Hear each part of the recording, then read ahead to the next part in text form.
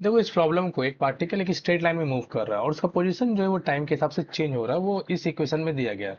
यहाँ बोल रहा है, एक मिनट, इसमें बोला गया है कि x इक्वल टू, ये जो इक्वेशन तुमको दिख रहा है ना, ये बताना चाह रहा है कि अलग अलग टाइम के लिए x का पोजीशन अलग अलग होगा।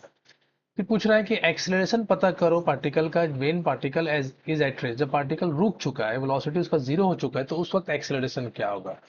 ये एक सवाल में थोड़ा सा कंफ्यूजन हो सकता है आप लोगों को कि रुकी हुई चीजों में एक्सेलरेशन कैसे आता है। ऑब्वियसली आता है। तो सबसे एक सिंपल एग्जांपल मान लो कि एक ऑब्जेक्ट को जब आप ऊपर की तरफ फेंकते हो ना यू वेलोसिटी से, तो ये ऊपर की तरफ, ये यू वेलोसिटी है, यू वेलोसिटी से ऊपर की तरफ फेंकिए। जैसे जैसे ये ऊपर जाता है पूरे रास्ते पे इस पे एक्सेलरेशन नीचे की तरफ लगता है, और हाईएस्ट पॉइंट पे इसका वेलोसिटी जीरो हो जाता है, यू इक्वल टू जीरो। लेकिन इस इंस्टेंट पे भी, जहां पे उसका वेलोसिटी जीरो हुआ है, वहां पे भी एक्सेलरेशन नीचे की तरफ लगता है।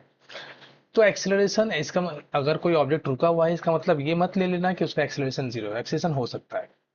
इसी तरह का सवाल यहाँ पर है, तो हम लोगों को ये निकालना है कि एक्सेलरेशन क्या है जब वेलोसिटी जीरो है। तो x equal to 32t minus 8t³ by 3 दिया गया।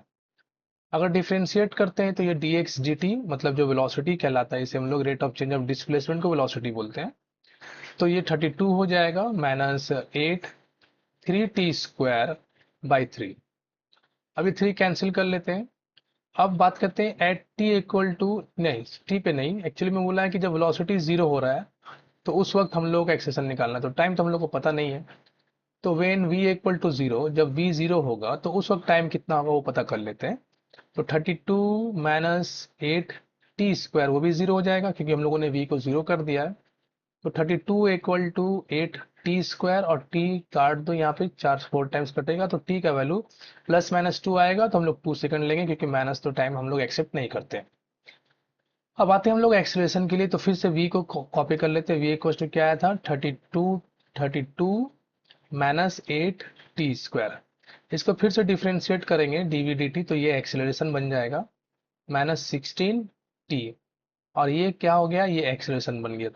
तो एक्सेलरेशन जो है -16t आया, और जब हम लोग t का वैल्यू 2 पुट करेंगे तो एक्सेलरेशन हम लोग को मिलेगा -32 मीटर पर सेकंड स्क्वायर। तो ऑप्शन बी।